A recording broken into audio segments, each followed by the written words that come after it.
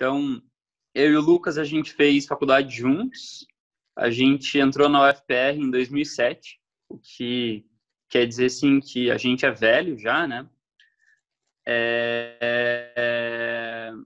E, bom, desde que a gente começou a estudar, a gente pirava no dia que a gente teria um escritório, a gente fez muito projeto junto durante a faculdade. E a gente sempre tinha umas ideias meio fora da casinha e tal. Só que a gente nunca viu a perspectiva, a possibilidade de abrir um escritório cedo. Principalmente quando a gente entrou na faculdade, o mercado de arquitetura, acreditem ou não, mas era ainda muito pior do que é hoje. Assim. Então, a gente achava que isso ia rolar depois dos 40 anos, 50 anos. E a gente só via um caminho meio tortuoso aí no meio, né? O que rolou é que a gente se formou, deu mais ou menos uns 2 anos, assim. Eu estava estudando, o Lucas estava dando aula, a gente estava fazendo as outras coisas, trabalhando no escritório também.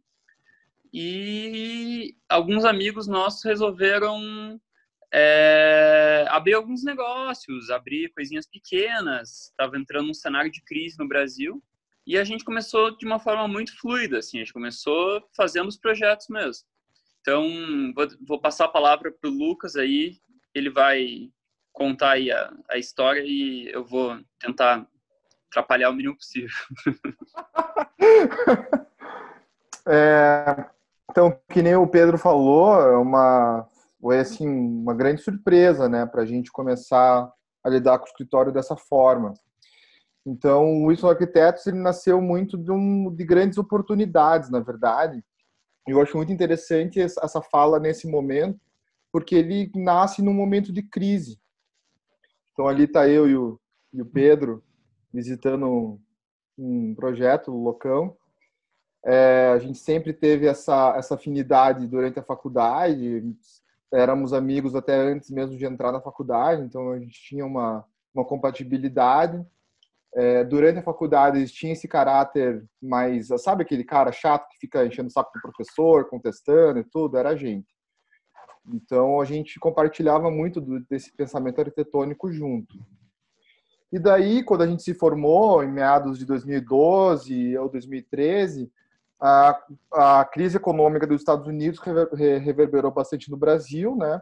E muitas pessoas tiveram que, de certa forma, se reinventar. O comércio estava em crise, o mercado imobiliário também. Então, a gente começou a tentar entender e receber algumas demandas bem interessantes. Uma coisa que a gente gosta muito, de fato, para esses momentos de crise, é uma frase do Milor, que nós gostamos muito, que é essa, né? A invenção da poltrona acabou com os heróis, né?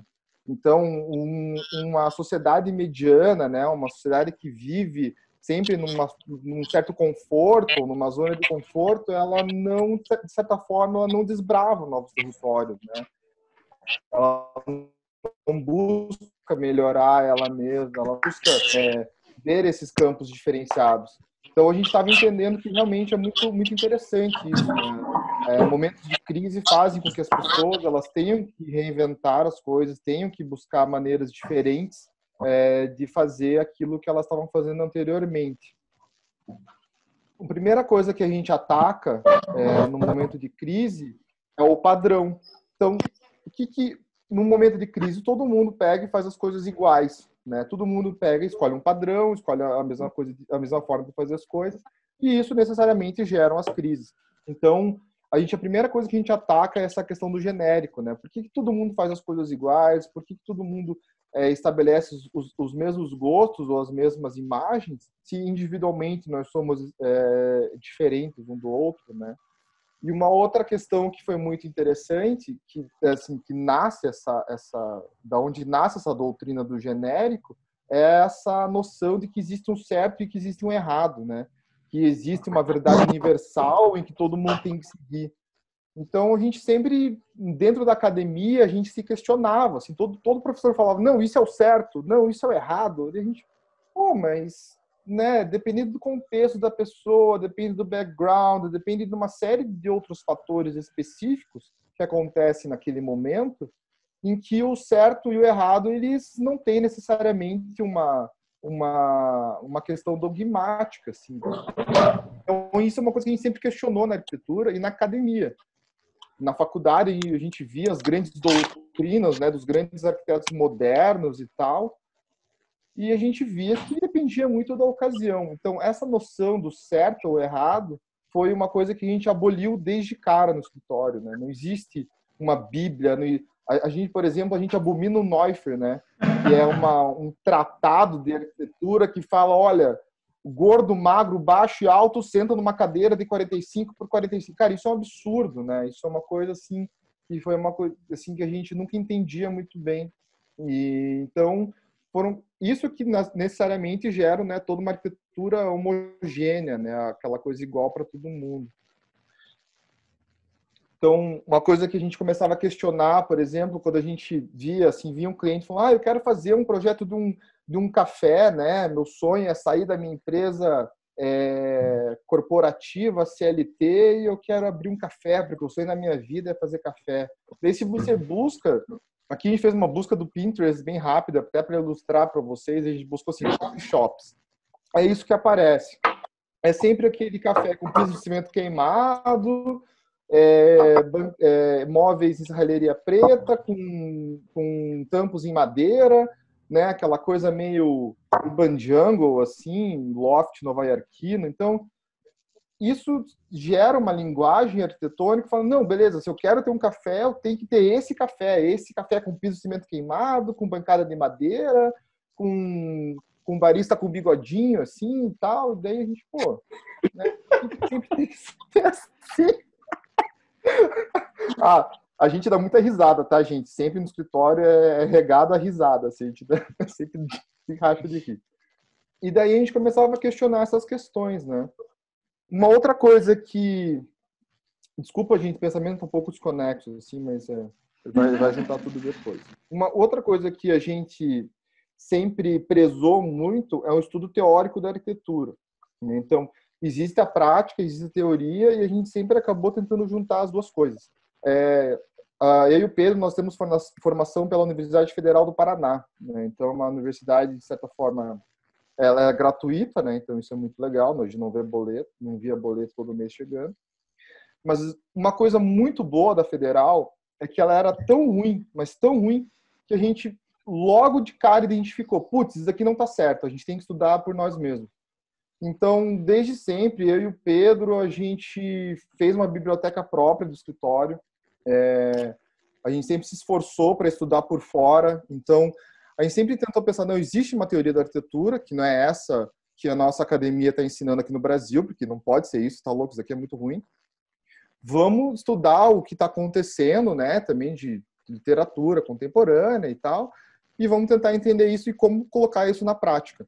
Então, a gente tem um tratado do Bernard Tschumi que ele fala, né, mata a teoria e a prática morre, né? A partir do momento que a gente não conseguia entender conscientemente o que a gente estava fazendo, a gente não conseguia, de certa forma, atacar os problemas que eram postos para a gente de maneira racional. É muito interessante isso. Eu e o Pedro, por exemplo, a gente é meio daltônico funcional, assim, sabe? A gente não tem essa habilidade de escolher, por exemplo, vários tons de azul. Azul claro, azul escuro e pronto, acabou. Então, para nós, que não somos tanto sensitivos assim, a teoria racional e consciente sempre foi muito importante. E a gente tinha que, de certa forma, tentar atacar isso de maneira bem consciente, né? E também,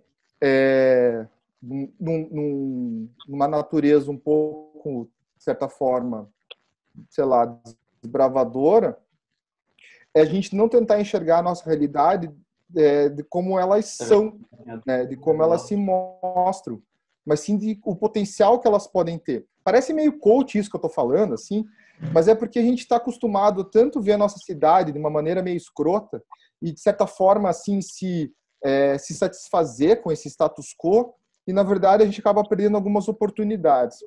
Essa ilustração que tem na tela de vocês é de um comércio que tem aqui em Curitiba, de um pequeno shopping que tem aqui em Curitiba, E como eu e o Pedro, a gente sempre anda pela cidade, dá uma volta para entender a urbanicidade, e a gente via que numa cidade onde estava começando uma cultura de comércio de rua, esse shoppingzinho, que antes só tinha loja de roupa, agência de turismo e pet shop, ele era um local ideal para o comércio de rua. Ele tinha uma calçada extremamente avantajada, ele se dava numa topografia em que as pessoas pudessem ocupar ele de uma maneira extremamente única, e ele fazia parte de um centro de Curitiba extremamente peatonal.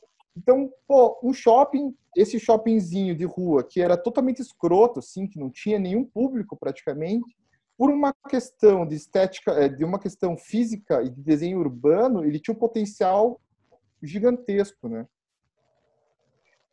Então, só para vocês terem ideia, essa é assim de como era o shoppingzinho, tá ali, ó, desconto, não sei o que lá, né, umas coisas meio nada a ver, assim, tinha armarinho, e ninguém dava bola para aquilo, porque era uma coisa meio estranha, né, ficava longe das coisas, meio escuro, e a gente começou a tentar fazer desenhos e propor para os nossos clientes que estavam procurando imóveis na época, de construir algum tipo de comércio no ramo alimentício aí. Então, essa foi uma primeira ilustração que a gente fez, já imaginando as pessoas ocupando esse espaço de calçada, né? Então, você vê, aqui a gente tem um lugar, ó, é uma rua, de certa forma, movimentada em Curitiba, mas só com o guardinha ali, né? Assim, cuidando e usando aquele lugar. A nossa ilustração, ela tentava imaginar as pessoas usando aquilo de uma forma totalmente ativa.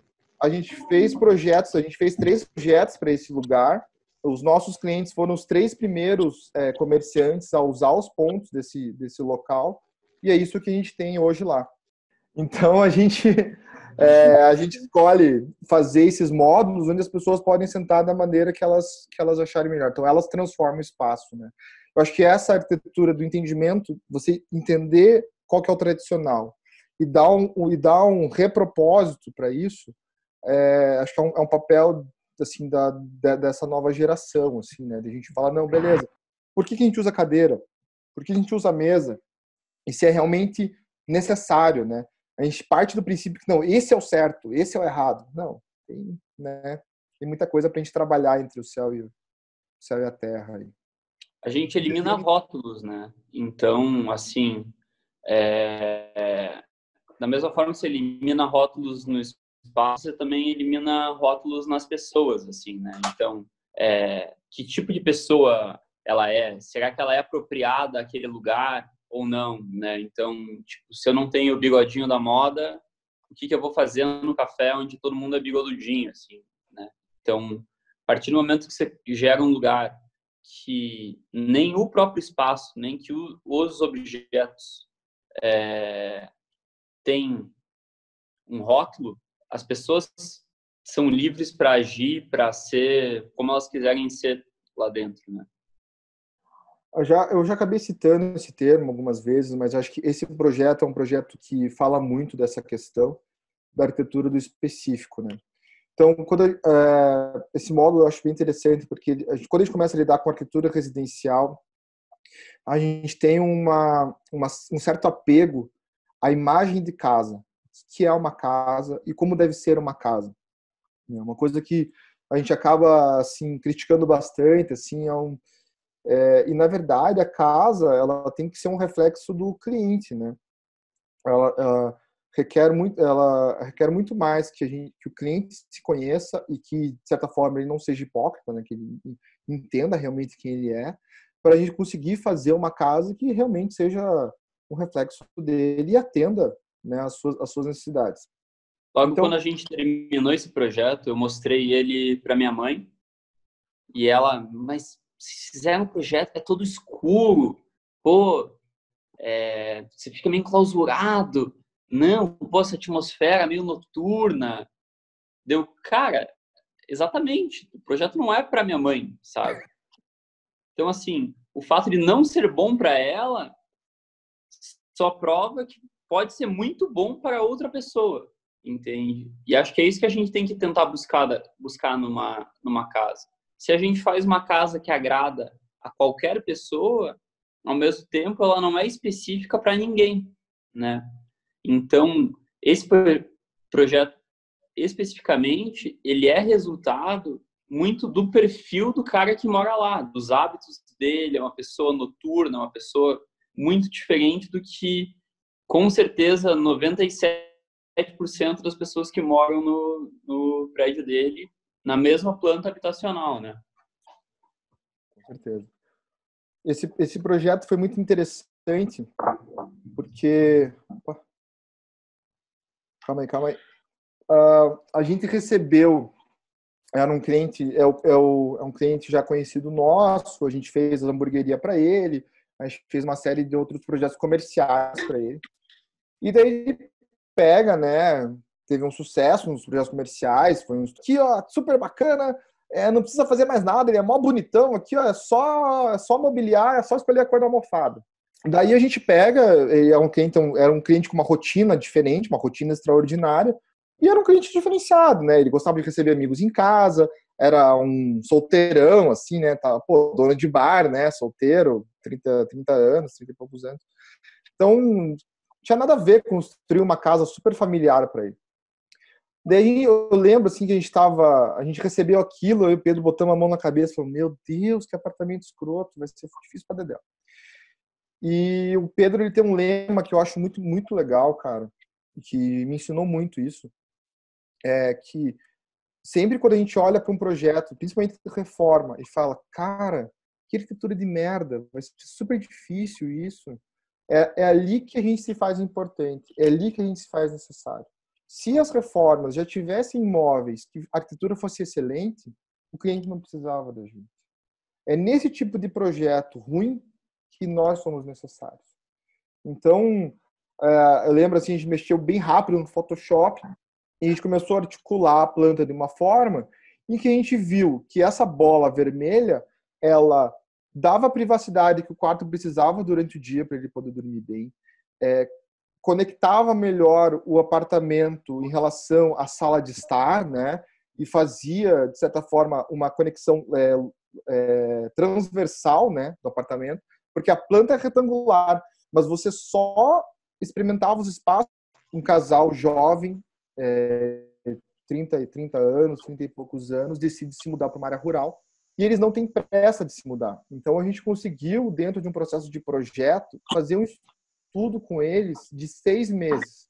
Então a gente ficou 6 meses a cada quinzena desses 6 meses, apresentando para eles questionamentos e pensamentos sobre o que é morar, sobre o que é o espaço íntimo da casa, o que é o espaço social da casa, o que é morar num ambiente rural, como se cria uma família nesse lugar, como que você gera tudo isso. Então, a gente teve 6 meses para ficar conversando com os clientes. Então, para vocês terem ideia, a gente brincava com os clientes assim, agora vocês estão estudando terceiro ano de arquitetura. São clientes que no começo eles falavam porta e janela, e agora eles falam abertura. Né? Então eles não falam assim, Lucas, podia ter uma porta aqui. Eles falam, aqui podia ter uma abertura, né, que enquadrasse uma vista. Então, esse entendimento do vocabulário arquitetônico, talvez um pouco mais erudito, facilitou muito a comunicação entre a gente e trouxe questionamentos para o cliente e para a gente que são pertinentes ao cotidiano da arquitetura. Quando a gente terminou esse processo de conversas, todos nós do escritório, a gente fez um concurso interno do escritório, a gente pegou cada membro do escritório fez um projeto que explorasse um aspecto bem específico do cliente. Então, por exemplo, esse projeto no canto superior esquerdo, ele explora essa questão da vista e do balanço. O projeto do canto inferior direito fala da questão do banho da casa, né? Então foi isso que saiu na matéria da Gazeta esses dias, falando de como que a esposa do casal, que é médica e trabalha em centro cirúrgico, antes dela entrar na casa, ela precisa se limpar. Então não fazia sentido num programa de um fluxograma arquitetônico residencial colocar o banheiro no final. É o que acontece, né? Se for ver a casa de vocês, a grande maioria da casa é assim. Você entra na casa, sala de estar, sala de jantar, quarto, corredor, quarto e banheiro. É o último lugar que você acessa. E para ela fazia muito sentido ela entrar pelo banheiro, tomar o banho dela, se limpar do centro cirúrgico, tanto fisicamente, né, higienicamente, quanto mentalmente, porque o centro cirúrgico é um lugar muito pesado. E ela, depois que ela fazia essa catarse, né, esse ritual de limpeza, ela adentrar a casa, né, ir para o espaço social da casa. Então, todos esses estudos que a gente fez acabaram pegando aspectos que a gente achava interessante, que a gente estudou dos clientes durante esses 6 meses, para colocar na casa. Que foi o que criou essa casa separada em blocos, né, que cada uma delas tem uma utilidade bem específica, mas você consegue usar ela de uma forma bem completa. E daí, quando a gente fala, depois de criar todo esse vocábulo de linguagem, né, para a gente conseguir conversar e dialogar melhor com as pessoas que usam a nossa arquitetura, a gente tenta trabalhar ao máximo essa questão da narrativa. E é um projeto, é um dos últimos projetos do escritório que a gente acabou fazendo, executando, né, desculpa. É um projeto de uma franquia de fish and chips. Então, o Sirene contratou a gente, não para fazer um espaço, mas contactou a gente para pensar toda a arquitetura da franquia deles no Brasil, né? Então, a gente não tinha que só fazer um lugar, não era só um específico que a gente tinha feito antes, mas era pensado em todo um legado que a marca teria que ter. Então, isso transforma muito o nosso pensamento. Eles acabaram fazendo em diferentes partes do Brasil, né? Brasília, São Paulo, Belo Horizonte, Florianópolis, quatro estabelecimentos em Curitiba. Então, era uma coisa que a gente tinha que pensar em termos do Brasil inteiro. Como a gente falava muito de uma arquitetura do específico, não fazia sentido a gente fazer uma solução que englobasse todas as capitais do Brasil, ou todo o território nacional. A gente sabe que o Brasil é um território muito extenso e extremamente diverso, né, um do outro. Então, a gente adotou uma fórmula, depois de várias pesquisas sobre arquitetura de varejo, a gente adotou uma fórmula que a gente chama de 30-70.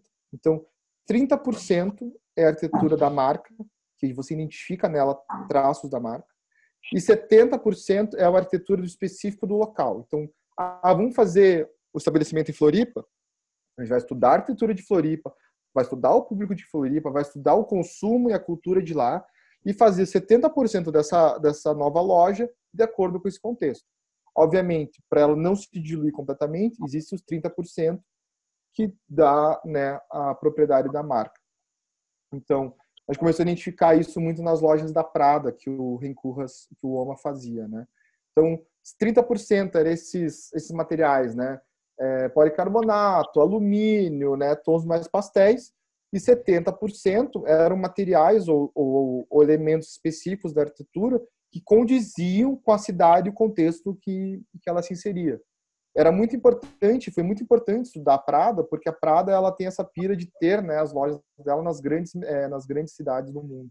Então, tem Prada em Kyoto, Prada em Milão, Prada em Nova York, né? Então ela tinha que atender um contexto. Então a gente começou a entender isso muito bem a partir desses estudos de caso de varejo. Então a gente começou a identificar que os 30 seriam esse uso do alumínio, né, do metal, né, por si, o amarelo e o preto. E a partir daí, em cada local, a gente ia mudando, né, o material de acordo com o contexto do lugar. Então, por exemplo, o Sirene Floripa, a gente acabou estabelecendo essa questão do latão muito forte, né, que tinha muito a ver com uma arquitetura naval, assim, mais antiga. Também pensando muito no comércio de rua deles e tal. E daí vem uma série de questionamentos que a gente acaba, de certa forma, sintetizando no nosso escritório, né? Toda aquela noção de certo e errado que a gente tinha antes, a gente consegue usurpar quando a gente não tem medo de fazer perguntas que não são, que assim, sei lá, a gente acha que é ridículo, mas na verdade elas são muito pertinentes. Então, por que a gente fala, né? Um balcão na fachada melhora o comércio? Pô, por que a gente não faz essa pergunta? Por que a gente não se permite fazer esse tipo de pergunta, né? Existe rosa demais, sabe? A gente é muito mais limitado pelos dogmas do que livre das nossas escolhas. Então, essas perguntas que a gente fazia para cada projeto, né? Uma arquibancada funciona num bar, a gente pode fazer um piso de fazenda para um centro urbano, né? Todas essas perguntas que a gente tinha liberdade de fazer é que davam uma emancipação contra os dogmas genéricos que a arquitetura antes tinha. Então, para uma arquitetura de crise, a gente desbravar esses novos territórios era muito importante a gente conseguir fazer perguntas que fugissem do convencional. Na prática, acho muito legal isso, a gente sempre passa para os alunos. Aqui é uma foto, se não me engano, de 2010. Tá eu ali de saia rosa e o Pedro ali atrás também de camiseta verde. E a gente encontrou o Henrique Cristo em Brasília. Então, assim, sempre faltamos muito do nosso conhecimento extracurricular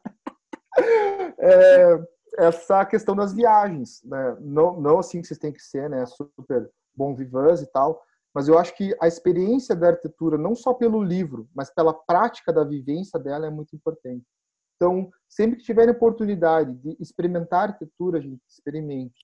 Peguem, se puderem andar na cidade, andem na cidade. Se puderem andar na cidade vizinha, andem na cidade vizinha. Se puderem visitar um lugar, visitem um lugar. A gente eu e o Pedro, a gente só conseguiu um certo repertório, de certa forma, porque a gente anda muito pela cidade. Assim, é uma prática normal nossa, andar pela cidade. E ver as coisas, e ver coisas novas. Né? Então, aí, por exemplo, a gente estava lá no encontro de arquitetura em Brasília, falou, quer saber? Vamos sair desse lugar aqui, vamos dar uma volta e ver a cidade de um outro jeito? Vamos. Saiu andar, a gente viu o Henrique Cristo, se divertiu para beber. Essa daqui que eu acho legal, o Pedro pode explicar melhor. E acho que, assim, parte dessas viagens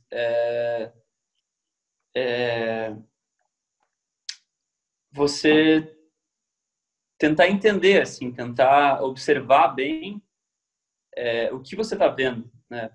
Então, depois ainda da gente ter feito esses bares de rua, com balcão na fachada, ter gerado esse movimento todo, eu fiz uma viagem para Pompeia. E o que vocês estão vendo aí é um típico boteco que tinha nas esquinas de Pompeia.